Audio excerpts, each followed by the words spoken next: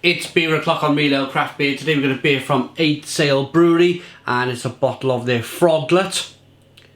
It's been described as a hoppy pale beer with citrus and berry fruit flavours from American, English and New Zealand hops. It's in a 500ml bottle. They're based in Lincolnshire. 4% ABV. Silver bottle cap. Without further ado, let's get this beer out into a glass and see what we get. Ooh.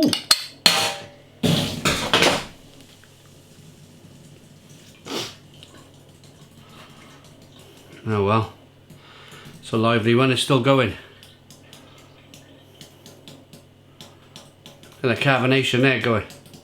Woo! It's like a fountain. Always open beers over the sink when I can.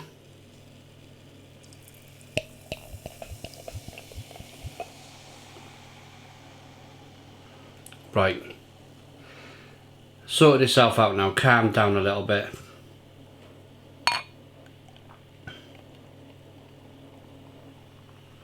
My first beer from 8 Sail Brewery as well.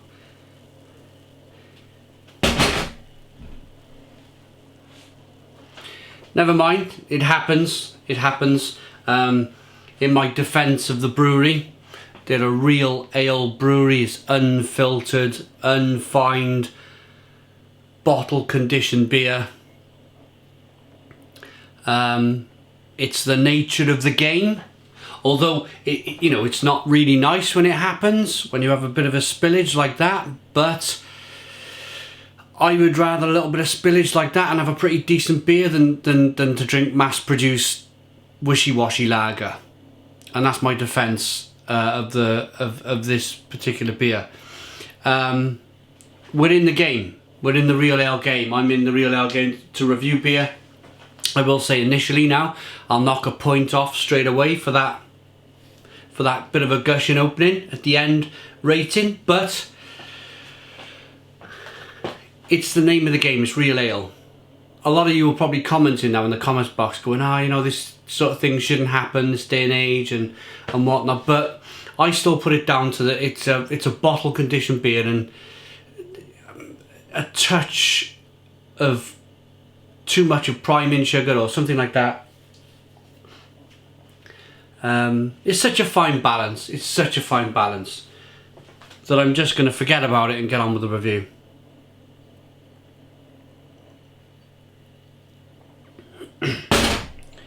Right, at this stage of the beer review, I want to say a massive thank you to beersofeurope.co.uk, our channel sponsors, for sending us the beer.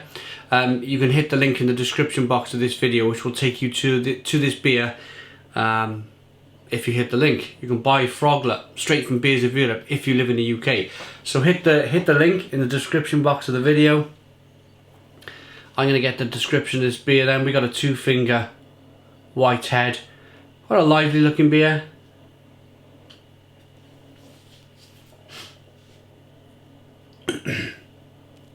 Hazy, unfiltered, a little bit of yeast down there in the bottom of the glass, if you can see. Lots of carbonation, straw coloured. Let's get the aroma. It smells really good. Smells really good. That promise of the New Zealand hops and the American hops have come true. It's really floral, really citrusy. It smells great. Let's dive in. Cheers, everybody.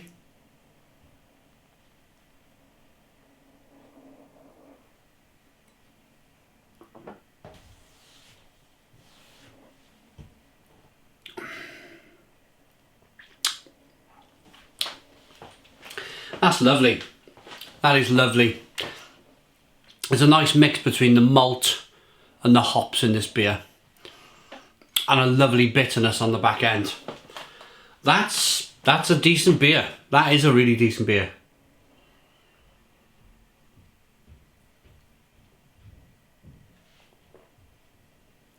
Carbonation hisses and fizzes and pushes the beer around the inside of the mouth, releases more of that flavour.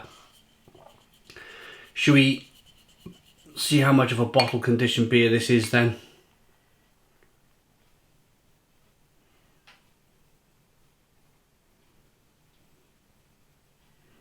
There you go. So I could have left all of that out. Traditional bottle conditioned beers, you can do two things. You can pour it slowly, get down to that last maybe half an inch and leave all the sediment in the bottom of the bottle. I wouldn't be surprised if they actually mentioned it on the, there we are, yeah, bottle condition, pour carefully, contains sediment. So it's the nature of the beast. I actually like to add, it's a personal preference, so if you don't want your beer to look like this, then don't add the yeast. But I like to add the yeast. It's full of vitamins. It's really kind of quite healthy for you. And I don't drink with my eyes. I drink with this, you know? So I don't mind the beer looking like that.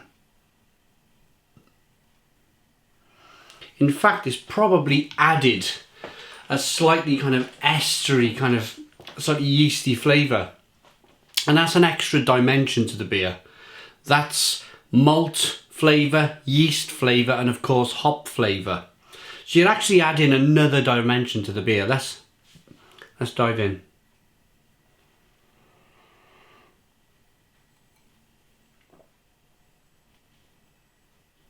Flavour dimension.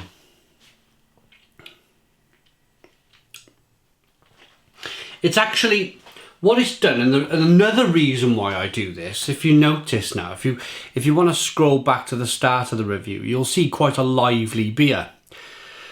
And what I found after reviewing hundreds and hundreds, thousands of beer on YouTube is that when you get a lively beer, if you throw the little bit of yeast that's in the bottle into the glass, then what happens is it seems to knock the carbonation out.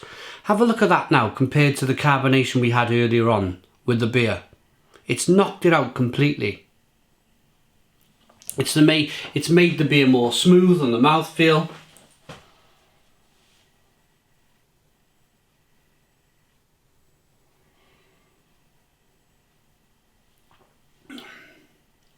More drinkable. You can appreciate them American hops a little bit more. Orange peel, fleshy blood orange, grapefruit, touch of mango, touch of passion fruit. You get a little bit of that sweet malt to begin with, and then the bitterness on the back end helps to kind of like balance out. It's a nice balanced beer between sweetness over here with the malt and the bitterness of the hops over here. It's a nicely balanced beer. I'm going to be honest, when I looked at it,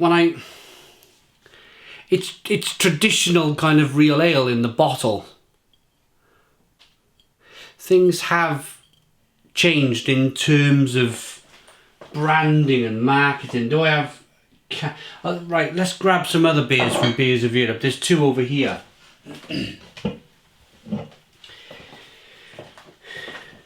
This is by the Dorking Brewery. And you can see how marketing has moved on. The branding, the can and everything else. It's all changed up.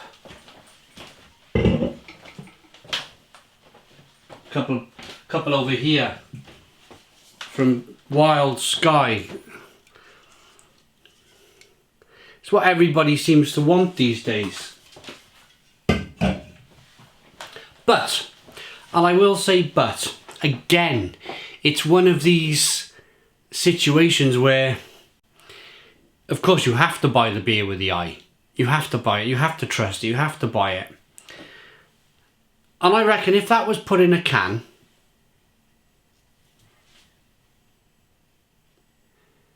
with that frog, I don't know, funky kind of doing something slightly different than wrapped around the bottle, that would sell like wildfire. Canned craft beer by 8 Sail Brewery. This particular beer, it's really nice. It's really nice. If they slightly kind of tweaked their marketing a little bit, this beer would sell like wildfire. It would probably be their #1 beer, because It's fantastic. It is a fantastic tasting beer. It's beautifully balanced.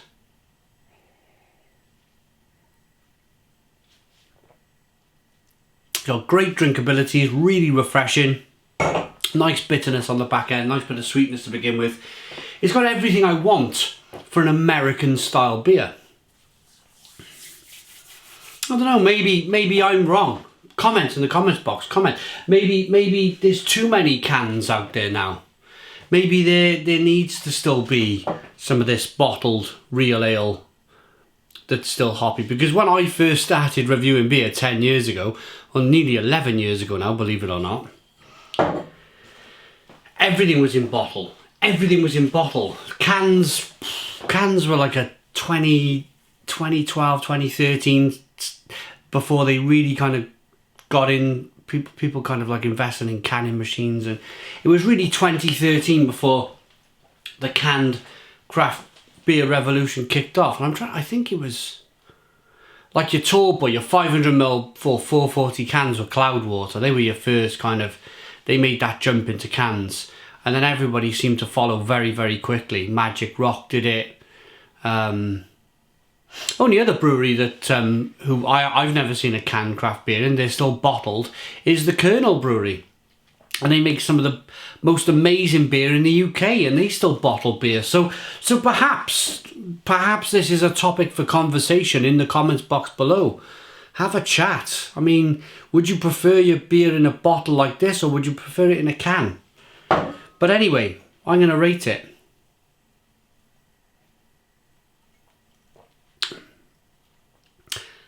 Looks okay, depending on your preference. Smells really good.